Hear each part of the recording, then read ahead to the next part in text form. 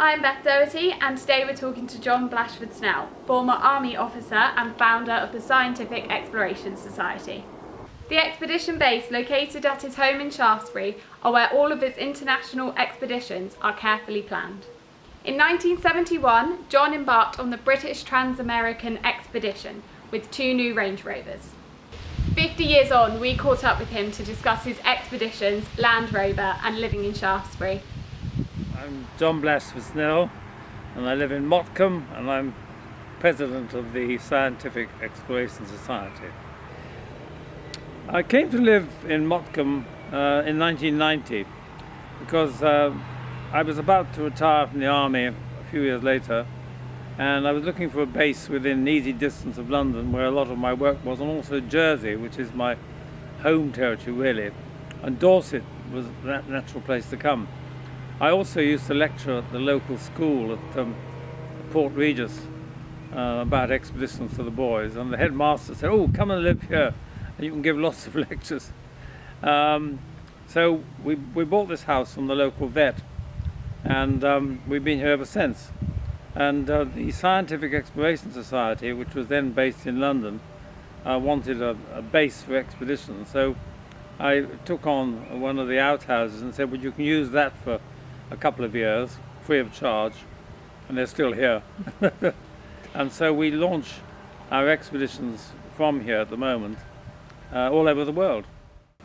The expedition with the Range Rovers was called the British Trans-Americas Expedition.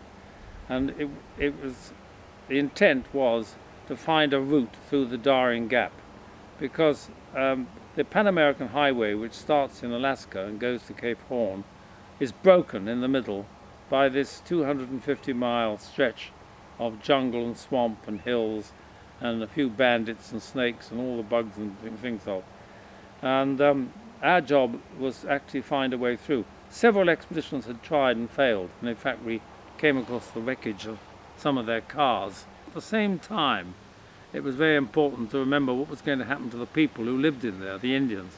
So we had anthropologists and scientists and so on who were carrying out all the background work, finding out about this relatively unexplored piece of terrain. And that was the aim of the expedition. But it was a damn close run thing. We very nearly didn't get it. In the end, it took us 100 days to cross the gap.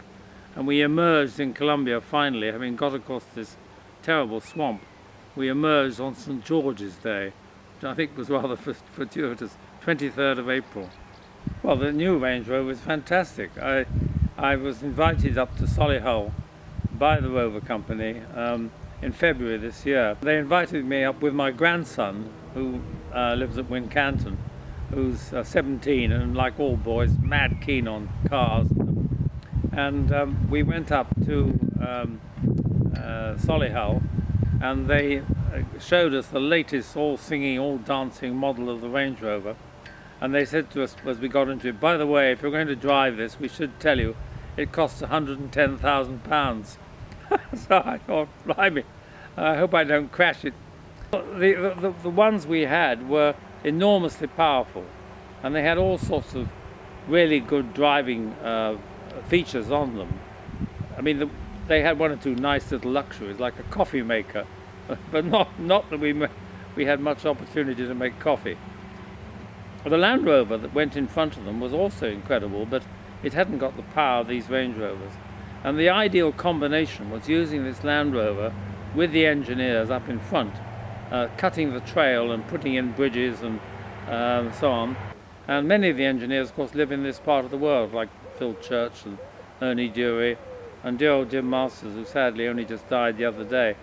So it was very much a sort of West Country expedition in some ways. After this coronavirus thing is over, we've got an expedition planned in Bolivia next year and also one in Mongolia, providing you ride a horse.